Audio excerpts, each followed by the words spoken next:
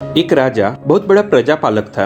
हमेशा प्रजा के हित में प्रयत्नशील रहता था। वह इतना कर्मठ था कि अपना सुख ऐशो आराम सब छोड़कर सारा समय जन कल्याण में ही लगा देता था। यहाँ तक कि जो मोक्ष का साधन है अर्थात भजन कीर्तन, उसके लिए भी वह समय नहीं निकाल पाता था। एक सुबह राजा वन की तरफ भ्रमण करने के लिए जा रहा था कि उसे एक देव के दर्शन हुए। राजा ने देव को प्रणाम करते हुए उनका अभिनंदन किया और देव के हाथों में एक लंबी चौड़ी पुस्तक देखकर उनसे पूछा, महाराज आपके हाथ में ये क्या है?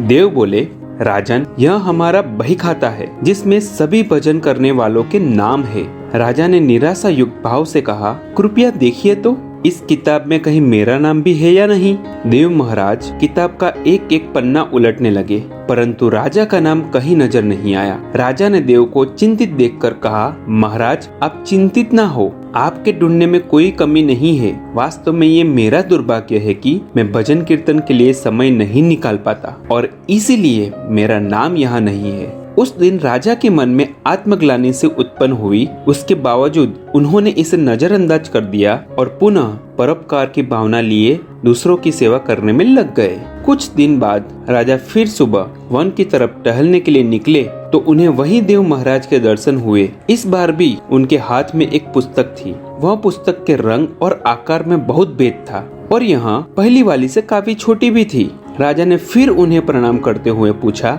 महाराज आज कौन सा बही खाता अपने हाथों में लिया हुआ है? देव ने कहा, राजन आज के बही खाते में उन लोगों का नाम है जो ईश्वर को सबसे अधिक प्रिय है। राजा ने कहा, कितने भाग्यशाली होंगे वे लोग, निश्चित ही वे दिन रात भजन कीर्तन में लीन रहते होंगे। क्या इस पुस्तक में कोई मेरे राज्य का भी नागरिक है क्या? देव महाराज ने बही खाता खोला और देखते ही चौंक गए, क्योंकि पहले पन्ने पर पहला नाम राजा का ही था।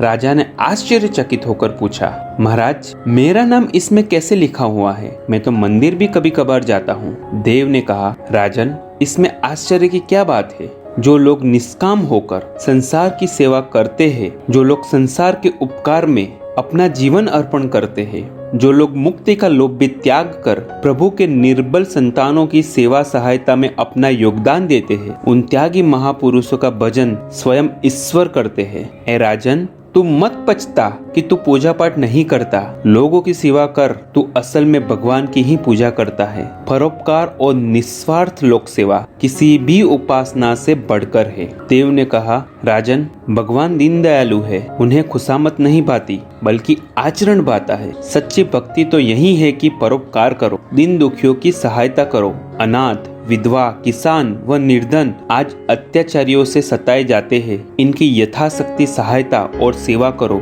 यही परम भक्ति है। राजा को आज देव के माध्यम से बहुत बड़ा ज्ञान मिल चुका था और अब राजा भी समझ गया था कि परोपकार से बड़ा कुछ भी नहीं और जो परोपकार करते हैं वही भगवान के सबसे प्रिय होते हैं। दोस्तों, जो व्यक्ति निस्वार्थ भाव से लोगों की सेवा करने में आगे आते हैं, परमात्मा हर समय उनके कल्याण के लिए तत्पर रहते हैं। हमारे पूर्वजों ने भी कहा है, परोपकाराय पुण्याय भवति, अर्थात दूसरों के लिए जीना, दूसरों की सेवा को ही पूजा समझकर कर्म करना, परोपकार के लिए अपने जीवन को सार्थक बनाना ही सबसे बड़ा पुण्य है। और जब आप भी ऐसा करते हैं तो आप भी ईश्वर के प्रिय भक्तों की लिस्ट में शामिल हो जाते हैं। कहानी कैसी लगी हमें कमेंट करके जरूर बताइएगा और अगर अभी तक हमारी चैनल को सब्सक्राइब नहीं किया है तो अभी सब्सक्राइब कर दें और बेल आइकन को प्रेस करना मत भूलिएगा।